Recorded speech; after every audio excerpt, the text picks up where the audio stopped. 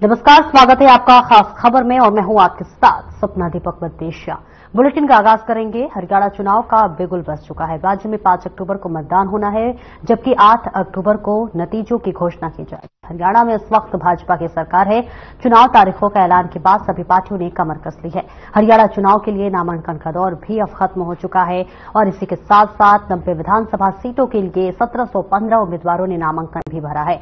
आज आपको बताते चले कि लगातार जो है अब धुआंधार प्रचार भी की जा रही है, तो वही अब 16 सितंबर तक उम्मीदवार जो है अपना नामांकन वापस ले सकते हैं, यानी कि आज आखिरी दिन है उम्मीदवारों के अपने नामांकन को वापस लेने की। वही 5 अक्टूबर को वोटिंग होगी और 8 अक्टूबर को रिजल्ट सामने आएंगे। राज्य में पहली बार 5 पार्टियां चुनाव लड़ रही हैं।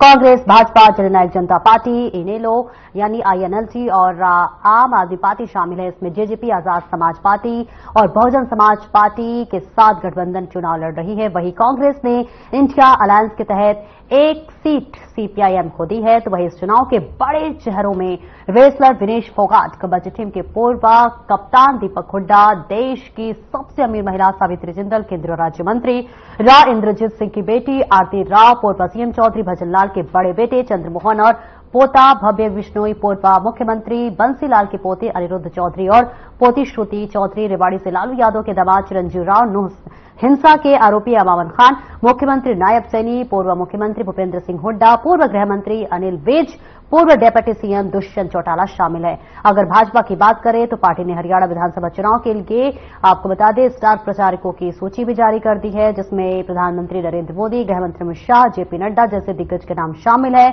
बीजेपी ने सभी 90 सीटों पर उम्मीदवारों की भी घोषणा कर दी है। बीजेपी ने 3 बार में उम्मीदवारों की घोषणा की और इसी के साथ साथ स्टार प्रचारकों की सूची में केंद्रीय मंत्री राजनाथ सिंह, नितिन गडकरी, पूर्व मुख्यमंत्री मनोहर लाल, शिवराज सिंह चौहान और पीयूष गोयल सहित कई नाम शामिल है। तो वहीं कई राज्यों के मुख्यमंत्री भी हरियाणा में चुनाव प्रचार करेंगे। योगी आदित्यनाथ, मोहन यादव, हेमंता बिस्वा शर्मा, भजन लाल शर्मा, पुष्कर सिंह धामी भी चुनाव प्रचार करेंगे। वहीं हरियाणा में विधानसभा चुनाव के लिए कांग्रेस ने भी स्टार प्रचारकों की लिस्ट जारी कर दी है, जिसमें 40 नेताओं के नाम शामिल है। पूरा गांधी परिवार वोट पे मांगेगा। इसके साथ ही खास बात यह है कि हाल ही में कांग्रेस में शामिल हुए कुश्ती खिलाड़ी बजरंग पुनिया और विनेश फोगाट को भी स्टार प्रचारकों में शामिल किया गया है। कांग्रेस दोनों के जरिए पूरे हरियाणा में चुनाव प्रचार करेगी और इसके अलावा पूर्व मुख्यमंत्री भूपेंद्र सिंह हुड्डा, सांसद कुमारी शैलजा और इसी के साथ साथ राज्यसभा सांसद रणदीप सुरजेवाला, सांसद दीपेंद्र हुड्डा के नाम भी शामिल है।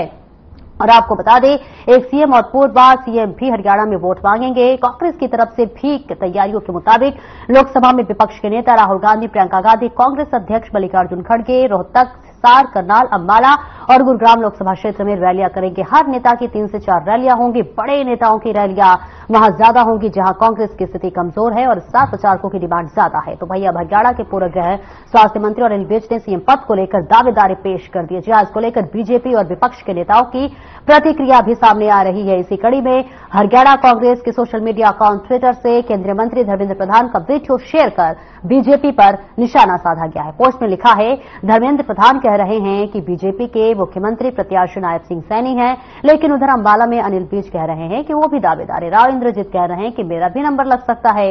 रामविलास को तो बोलने लायक ही नहीं छोड़ा, विधायक 4 आएंगे, दावेदार 40। तो देखिए गजब है।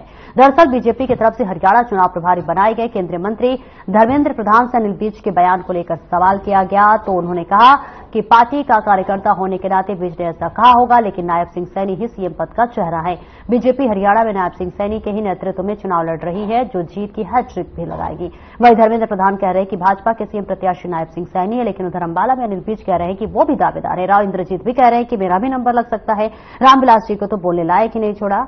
इसी के साथ चुनावी मैदान की बात करें तो बीजेपी ने हरियाणा विधानसभा चुनाव के लिए 90 सीटों पर उम्मीदवारों का ऐलान कर दिया है। कांग्रेस और आम आदमी पार्टी ने भी अपने प्रत्याशी घोषित कर दिए हैं।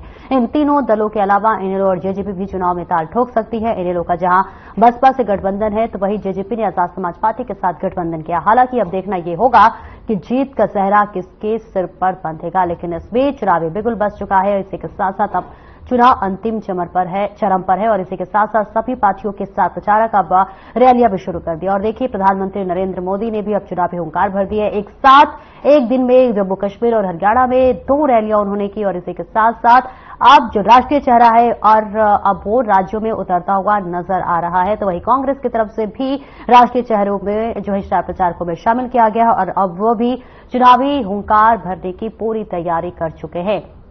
तो हरियाणा में जो चुनाव है वो अपने अंतिम चरण पर है और इसी के साथ साथ आपको बताते चले कि अब तक कांग्रेस में मुख्यमंत्री चेहरे को लेकर तमाम दावेदार जो है अपनी दावेदारी पेश कर रहे थे, लेकिन अब बीजेपी में भी सिर पटौल होने शुरू हो गए। जी हां, अब तक बीजेपी जो है कांग्रेस में सीएम पद को लेकर लगातार निशाना साध रही थी, लेकिन अब बीजेपी में ही सिर पटौल होना शुरू हो गया है क्योंकि अब पूर्व गृह मंत्री अनिल विज ने दावेदारी पेश कर दी है कि वो मुख्यमंत्री पद की जो है दावेदारी कर सकते हैं। तो वही आपको बता दे राव इंद्रजीत भी अब दावा पेश कर रहे हैं, यानी कि बराबर वो कहे कि एक तरह से सिर पटौल मुख्यमंत्री चेहरे को लेकर हो रहा है, यानी कि यहां पर जो कड़ा मुकाबला है वो बीजेपी और कांग्रेस के बीच में देखा जा रहा है। तो अन्य क्षेत्रीय दल भी तमाम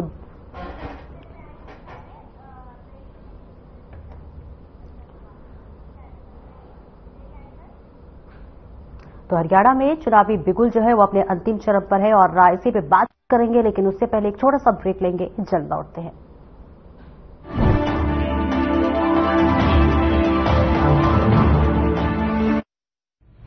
लेवल सबके निकलेंगे यूं बोलकर कि हरियाणा में नौकरी नहीं मिला करती बेटा, यो तो हमने बीजेपी तो वोट दिया और उनने मेहनत करी, जिब्बे तो जाकर मिल रही है बिना खर्ची पर्ची के नौकरियां, और वह भी नॉन स्टॉप। जब भी तो भरोसा हमने काम करने वाली बीजेपी पर, ना कि नौकरी बेचने वाले दलाला पर।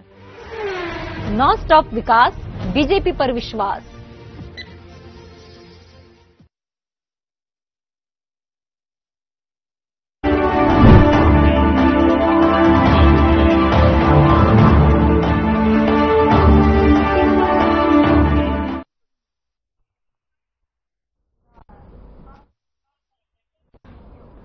तो हरियाणा में चुनावी बिगुल बज चुका है, चुनाव अपने अंतिम चरण पर है और ऐसे में सब स्टार प्रचारक अब चुनावी मैदान में भी घुस चुके हैं। इसी पर आज करेंगे चर्चा। हमारे साथ खास मेहमान जुड़ रहे हैं, बीजेपी से रामराजे शर्मा हमारे साथ जुड़ रहे हैं, बहुत बहुत स्वागत है सर आपका। कांग्रेस से नीरज गुप्ता हमारे साथ जुड़ रहे हैं, सर आपका भी बहुत बहुत स्वागत है। शुरुआत रामराजे जी आपसे करूंगी, आपकी तरफ से यानी कि बीजेपी पार्टी की तरफ से लगातार कांग्रेस पार्टी पर ये निशाना साधा जा रहा था मुख्यमंत्री के चेहरे को लेकर, लेकिन अब आपकी ही पार्टी में सिर पटौल हो रहा है।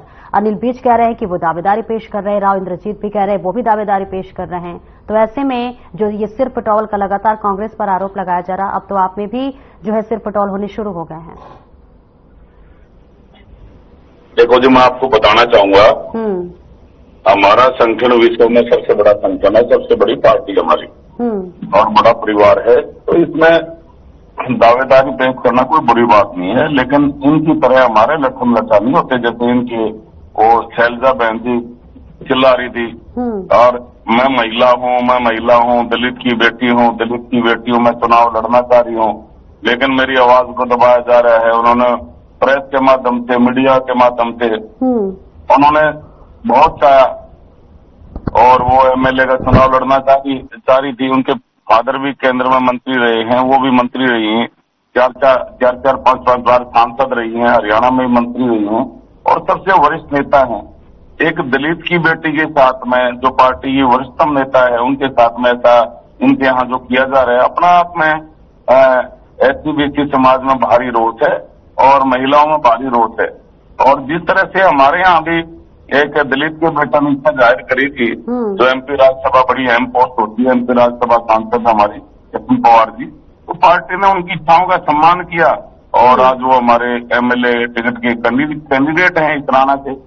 तो मैं समझता हूँ जिस तरह से इन्होंने सजी-ठोरी करी, वह झूठ बोला, काट की अंडी चढ़ाई, इन्होंने झूठ बोला, संविधान बदला जा रहा है, आरक्षण खत्म किया जा रहा है, बहनों के खाते में 1 लाख आ रहे, 8,500 रुपये महीना आ रहे, फटाफट वो फटाफट वाले आगे भाग रहे हैं, बहने पीछे दौड़ रही, झूठे गारंटी कार्ड तक इन्होंने बांटे। इससे बड़ा झूठ और क्या हो सकता है जो अपनी बहनों के साथ में कलावा कर सकता है, उनके साथ बहनों को दे सकते हैं। तो झूठ बोलने का अगर मुकाबला हो जाए ना, झूठ बोलने में कोई ऐसा खेल बना दे झूठ बोलने का, तो कांग्रेस पार्टी झूठ बोलने में माहिर हासिल है, भ्रष्टाचार की गंगोत्री है, झूठ बोलने में माहिर है और इनकी काट की अंडी एक बार चढ़नी थी, चढ़ गई। हमारी प्रदेश की जनता जाग चुकी है और इनके छलावे में अब आने वाली नहीं है और जनता अपना आपको इनको वोट देकर पछता रही है। और फिर भी हमने जनता के आशीर्वाद से तीसरी बार हमारी सरकार बनी है इसके बावजूद भी सत्ता विरोधी लहर हमारे खिलाफ नहीं है। हमने इनकी इतनी झूठ बोलने के बावजूद भी 5 सीटें हमने हासिल करी और 6ठी सीट से कम मार्जिन से हमने लूज किया। जबकि इन्होंने इतना बवंडर रचा, इतनी झूठ बोली, पूरे के लोगों के कान पक गए ये क्या झूठे गारंटी कार्ड तक इन्होंने बांटे। तो उसके बावजूद भी हम 5 सीट जीते और जनता का आशीर्वाद हमने लिया। और जिस तरह से केंद्र में तीसरी बार हमारी सरकार बनी है और हरियाणा का इतिहास रहा है, हरियाणा की जनता उसी को सत्तासीन करती है, उसी को सत्ता सौंपती है, उसी को आशीर्वाद देती है जिसका केंद्र में शासन हो। और तीसरी बार हमारी सरकार बनी है, इसलिए हरियाणा में भी देवतुल्य जनता जनार्दन के आशीर्वाद से तीसरी बार हमारी सरकार बनेगी। नायक सिंह सैनी जी हमारे मुख्यमंत्री बनेंगे और वो जन जन के चेते हैं और युवाओं के हृदय सम्राट हैं। और हमने 58 साल के बाद में ओबीसी समाज से सीएम बनाया और अगले मुख्यमंत्री भी यही होंगे। अगर ये ओबीसी दलित हितैषी होते तो इनका शासन था पहले, तो इन्होंने क्यों नहीं बनाया एससीबीसी समाज के सीएम? अगर नहीं बनाया तो क्या अभी भी इन्होंने एससीबीसी समाज से सीएम चेहरा डिक्लेयर नहीं करा तो इसका मतलब ये है एससीबीसी समाज के घोर विरोधी हैं और समाज जाग चुका है। और हम 36 बरादरी के हितैषी हैं, हम राष्ट्रवादी हम जातिवादी नहीं है। हमने महसूस किया भाई एससीबीसी समाज से कोई सीएम अभी तक नहीं बना है और सिर्फ ओबीसी समाज से एक बार राव वीरेंद्र सिंह जी को मौका मिला था, उसके बाद में दोबारा मौका नहीं मिला। तो राजनीतिक दृष्टि से ये जरूरी हो गया था जो समाज पीछे रह गया है उसको बराबर में लाकर खड़ा कराया जाए। और कोई बराबर में खड़ा करना, कोई हाथ पकड़ के कोई आपका भी जवाब गजब का है। जब पूछा जा रहा है कि सीएम पद को लेकर ऐसे सिर फुटौल हो रहा है तो कांग्रेस पार्टी की बात कर ले तो कांग्रेस पार्टी में सामंजस्य नहीं है, और जब आपकी बारी आई तो बड़ी पार्टी है ये दावेदारी पेश की जाती है। खैर नीरज गुप्ता जी आपके पास आओ, तभी से आप मुस्कुरा रहे थे, लेकिन जिस तरह से अब देखिए प्रधानमंत्री नरेंद्र मोदी भी मैदान में कूद चुके हैं, चुनावी रैलियां कर रहे हैं, एक दिन में 2 रैलियां, तो राष्ट्रीय चेहरा कहीं ना कहीं अब देखिए राज्य में भी कितना असरदार होगा। सवाल ये है कि अब देखिए जिस तरह से लोकसभा चुनाव में मतगणना हुआ, कांग्रेस पार्टी में भी देखिए 5 सीटों को लेकर गई और बेहद उत्साहित नजर आई। अगर ये जो चुनावी आंकड़ा जिस तरह से मतदान हुआ और जिस तरह से कांग्रेस का जोश है वो हाई हुई, अगर ये विधानसभा में तब्दील होती है, कितना जोश कितना उमंग जो है आपके पार्टी में नजर आ रहा है इस समय? देखिए हरियाणा में कांग्रेस का कोई मुकाबला नहीं है। मैं आपको एक कहना चाहूंगा, देखिए आपने इनसे क्वेश्चन किया है, बातों को तोड़ मरोड़ करने में कितने माहिर हैं। आपने इनसे पूछा कि मेरी दूसरी सीने की तैयारी अनिल विज ने कर दी, सब कोई जवाब नहीं दिया। सीधा शैलजी बहन जी पहुंच गए। अरे शैलजा बहन जी ने कहा था मैं चुनाव लड़ना चाहता हूं, कौन से अखबारी कटने दिखाइए मुझे कि किसमें मेरी बात दबाई जा रही है। ये झूठे बोलने, सुबह सुबह झूठ बोलते भी शर्म नहीं आती। सुबह सुबह का टाइम है, सुबह तो सच बोलो। किसने कहा कि उन्होंने कब कहा कि मैं मुख्यमंत्री बनना चाहता हूं? हर कोई मुख्यमंत्री, आपके अनिल विज ने मुख्यमंत्री बनना चाहते हैं, अब इस पे क्या बोलोगे? अब तो आपका वो जो अनिल विज तो सबसे सीनियर मंत्री, सीनियर आपके, और उन्होंने आपको जिंदा रखा बीजेपी ने। जब से बीजेपी है हरियाणा में हमेशा उनकी सीट आती रही है। अगर सीनियरिटी के हिसाब से वो सीनियरिटी के हिसाब से सीएम का पद मांग रहे तो क्या बुराई है? उनके बारे में आप कुछ नहीं बोल रहे। तो नायब साहनी जी कहां चले गए आप नायब साहनी जी नहीं रहे। आप 58 साल का जो ठीक है फोड़ते हो, नायब साहनी को बना दिया ओबीसी। तो 4 महीने के लिए ओबीसी याद आया क्या? उससे 4 साल के लिए बनाते, 2019 में बनाते हैं, क्योंकि 2019 में इसलिए नहीं बना पाए आप क्योंकि आपका बहुमत नहीं था। बहुमत नहीं तो कैसे बनाते हैं? मैंने तो पीछे चुप कराइए। देखिए राम राजेश शर्मा जी इसका जवाब आप दीजिएगा। मैं आपके पास लौटूंगी, अभी नीरज गुप्ता जी कुछ कह रहे हैं उससे सुन लेते हैं, फिर मैं आपके पास लौटती हूँ। जी बोलिए नीरज गुप्ता जी। देखिए दूसरा, इनको शर्म नहीं आती, जनता को ठगी चोरी बोलते हैं कि ठग चोर करके 5 सीटें ले ली। तो भैया आप सबसे बड़े ठग चोर तो आप हो। 15 लाख आएंगे खाते में। अगर जनता के मैंडेट को जनता ने किसी पार्टी को 5 सीटें दे दी और चंडीगढ़ की मिला के 6 एमपी दे दिए तो आप उसे ये ठगी चोरी क्या हो गए? क्या जनता का अपमान कर रहे हो जनता के मैंडेट को? अरे जनता ने पिछली बार कांग्रेस को ठुकरा दिया था, हमने तो जनता का सम्मान किया जो जनता ने कहा। अब आपको दर्द क्यों हो रहा है भाई? मेरे 5 सीटें हमारी आ गई तो आप इसे ठगी चोरी बोल रहे हो। अरे सबसे ज्यादा ठगा तो आपने है देश को। 100 स्मार्ट सिटी आएंगे, काला धन वापसी लाएंगे, 15 लाख आएंगे खाते में। आपका बाजा बच चुका है हरियाणा में, सब जनता जानती है। आपने हरियाणा की जनता को बहुत बड़ा ठगा है। अब हरियाणा की जनता बेरोजगारी से छुटकारा पाने जाती है, महंगाई से छुटकारा पाने जाती है। कोई वर्ग ऐसा ना हो जिसमें आपने लाठियों से ना मारा हो। और 750 किसान की जो हत्या की है ना आपने, उनकी आत्माएं आपको ढूंढ रही हैं। अभी पता चल जाएगा, 15-20 दिन बचे हैं आपको, आपका ये जो भ्रम टूट जाएगा तीसरी बार। और यही तीसरी बार आप जो कहते हो केंद्र में सरकार जिसकी बनती है, तो ये बात तो आपने खुद ही साबित कर दी कि वहां तो गठबंधन की सरकार है, तो आपका तो बहुमत आएगा नहीं। आपने मुंह से ही बोल दिया आपने, क्योंकि वहां तो गठबंधन की सरकार है, तो यहां बहुमत कैसे आ जाएगा। तो देखिए, हवाई बातों में कोई फायदा नहीं, जनता सब जानती है। और देखिए, जनता निश्चित तौर पर कांग्रेस को आशीर्वाद देगी, कोई टक्कर नहीं है कांग्रेस की, बिल्कुल कांग्रेस से एक तरफ सरकार बनेगी। देखना रामराजू शर्मा जी, आप जवाब दे रहे थे, दीजिए। देखो क्या कहा, झूठ बोलने में अगर कोई मुकाबला हो जाए ना, कोई ऐसा गेम बना जाए, बस झूठ बोलने का गेम है, तो कांग्रेस पार्टी झूठ बोलने में किसी को जीतने नहीं देगी। ये झूठ बोलने में माहिर है, महारत हासिल है इनको। जिस तरह से इन्होंने झूठ बोला, झूठे गारंटी कार्ड तक बना दिया। देखो, इतना बड़ा झूठे गारंटी कार्ड बना के बहनों को, अरे जिसने अपनी बहनों को नहीं छोड़ा, अरे मेरे भाई हमारी बहनों को नहीं छोड़ा, तो वो आदमी कितना नैतिकता होगी उसके अंदर, आपने पता चलेगा। इन्होंने झूठ बोला, संविधान बदला जा रहा है, आरक्षण खत्म किया जा रहा है, बहनों के खाते में 1 लाख आएंगे, 8,500 आएंगे, 8,500 आएंगे, खटाखट फटाफट। इसका जवाब देंगे नीरज गुप्ता जी, लेकिन उससे पहले एक छोटे से ब्रेक के लिए रुकेंगे, जल्द लौटते हैं।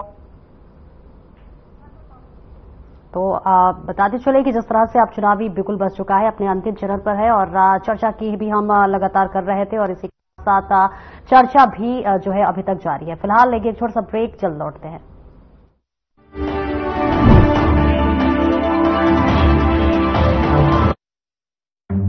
आपको पता है, जब से हमने बीजेपी को वोट दिया, हरियाणा से बीमारियां फैलाने वाले 99.9% कीटाणुओं का खात्मा हुआ, जैसे कि भ्रष्टाचारी, अत्याचारी, जमीन के लुटेरे, बेटियों के दुश्मन इत्यादि। आगे भी ऐसे ही कीटाणुओं का सफाया करते रहेंगे नॉन स्टॉप विकास, बीजेपी पर विश्वास।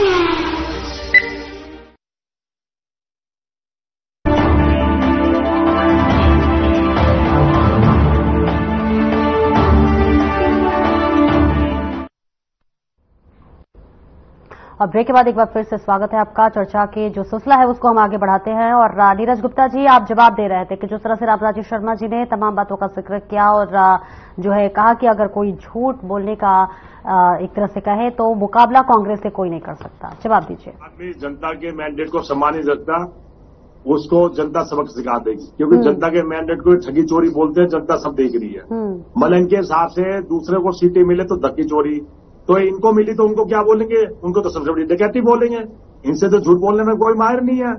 काला धन लाऊंगा, महंगाई खत्म करूंगा, बेरोजगारी खत्म करूंगा, सोच स्मार्ट सिटी करूंगा, किसी भ्रष्टाचारी को अपने दल में ही लूंगा। कांग्रेस को भ्रष्टाचारी बोलते हैं, सभी दलों को भ्रष्टाचारी बोलते हैं, उनको उनके नेताओं को लेने में गुरेज नहीं करते। फिर भ्रष्टाचार का पैमाना क्या रहा, अपनी देखो, शराब घोटाला, सहकारिता घोटाला, नगर निगम घोटाला, कोई संज्ञान नहीं, खिलाड़ियों से दुर्व्यवहार, कोई इस्तीफा नहीं लिया, किसानों से लाठियां मारी, उनको 750 की हत्या कर दी, कोई संज्ञान नहीं है। रामराजू शर्मा जी, लौटती हूँ आपके पास, अभी नीरज गुप्ता को जवाब दीजिए, आपके पास लौटती हूँ। बोलिए नीरज गुप्ता। ये जब तक सरकार नहीं बनेगी ऐसे ही बोलते रहेंगे बीच बीच में। तो देखिए, सारी सब जनता जानती है इन्होंने क्या किया। हरियाणा कोई वर्ग नहीं है जिसमें लाठियों नहीं मारा, हर एक को झूठा आश्वासन देना इनके डीएनए में है। डॉक्टरों को 1 साल पहले झूठा आश्वासन दिया, और अभी 3 महीने पहले फिर स्ट्राइक में गए। किसानों को झूठा आश्वासन दिया, एमएसपी की गारंटी का कानून लाए नहीं, सिर्फ एमएसपी गारंटी घोषित कर दी, और एमएसपी में उसमें जो उनके जो केस थे वो आज तक वापसी लिए। अब तक संधू बॉर्डर पे किसान खड़े हैं। आज अनिल विज जी का उन्होंने घेराव करा, उनके बाइकाट करा, उनको अपना वहां प्रचार करना मुश्किल हो रहा है। तो इन चीजों में कोई संज्ञान नहीं, गोलियां चल रही है खटाखट, अपराधी भाग रहे हैं फटाफट, कोई कानून व्यवस्था नहीं है देश में। और इनके हरियाणा का इतना बुरा हाल दिया, कहाँ हरियाणा में हमारे काल में रोजगार में नंबर 1 था, महंगाई में बिल्कुल नाम की चीज नहीं थी, प्रति व्यक्ति आय में नंबर 1 था। लेकिन अब तो किसानों को एमएसपी पे सारी फसल लिया जा रहा है बीजेपी। देखिए, 2014 में जब सरकार गई थी हमारी, 60,000 करोड़ कर्जा था। आप किताब उठा के देख लिए, गश्ती उठा के देख लिए, 4.5 लाख करोड़ का कर्जा है। सपना जी आप पे भी और मुझ पे भी और राम राज्य पे भी 1,23,408 रुपए कर्जा है। अगर पढ़ना लिखना जानते हैं तो गूगल पे सर्च कर लिए, सारी रिपोर्ट आ जाएगा। तो ये देखिए उन्होंने हरियाणा का दिवाले पीट दिया, विकास के लिए तो कोई पैसा नहीं बचा, सिर्फ झूठ बोल के डिबेट करते हैं। और अभी इनको जनता समझ के आ देगी, जनता प्रधान है, जनता मालिक है। अभी 20 दिन की बात हो रहा है, इनको पता चल जाएगा। जवाब दीजिए प्रभराज शर्मा जी, बोल रहे थे आप कुछ।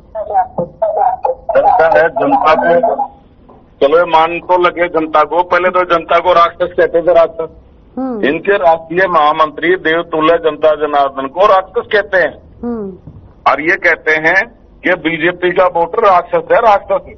और मैं कुरुक्षेत्र की धरती पे खड़ा होकर श्राप देता हूँ, श्राप। अरे मेरे भाई, आपका श्राप कोई दुर्वासा मुनि का श्राप है क्या? श्राप उसको दीजिए जिसने आपको हरियाणा की राजनीति से बाहर कर दिया, आपने राजस्थान में जाकर एमपी राज्यसभा का चुनाव लड़ना पड़ा। और ये किसानों के बारे में हितैषी होने का नौटंकी करते हैं, इनको शर्म आनी चाहिए। किसान की जमीन में सेक्शन 4(6) का नोटिस थमाया और सस्ते भाव में जमीन हड़पी और महंगे भाव में बिल्डरों को बेची। एमएसपी की बात करें तो इनको शर्म आनी चाहिए। इनके टाइम में फसलों का क्या भाव था, आज क्या भाव है? सभी फसलें हम एमएसपी पे खरीद रहे हैं, इन्होंने क्यों नहीं खरीदा? सर लेकिन सवाल ये भी तो है ना कि इतने सालों से जब किसान आंदोलन कर रहे थे तब तो एमएसपी की याद नहीं आई, और अब जब चुनाव नजदीक आया तो एमएसपी की याद आ गई आप लोगों को। नहीं, इन्होंने क्या कराया? ये किसान हितैषी होने का नौटंकी कर रहे हैं। इनकी सरकार है कर्नाटक में, 1200 किसानों ने सुसाइड कर लिया। आप इनसे पूछिए इनसे।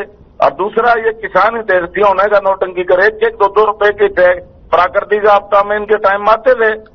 आज भगवान ना करे ऐसी नौबत आ जाए, कोई आपदा आ जाए, आज 12,000 से 15,000 के बीच में हमारी सरकार मुआवजा देती है।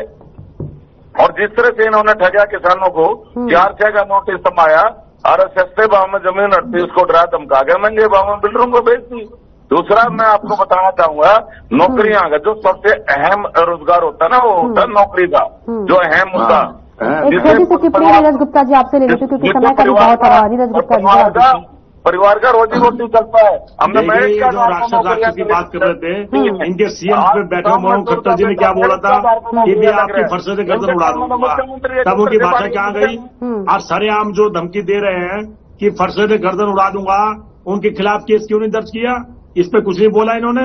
एक जो संवैधानिक पद पे बैठा व्यक्ति, सबसे पावरफुल, और सरेआम कह रहे हैं मीटिंग में तेरी फरसों से गर्दन उड़ा दूंगा, उसका क्या मतलब है? आईपीसी की धारा के खिलाफ उनके मुकदमा दर्ज होना चाहिए था। देखिए, चलो वो बातें पूरी हो चुकी हैं, इन बातों का संज्ञान नहीं रहा।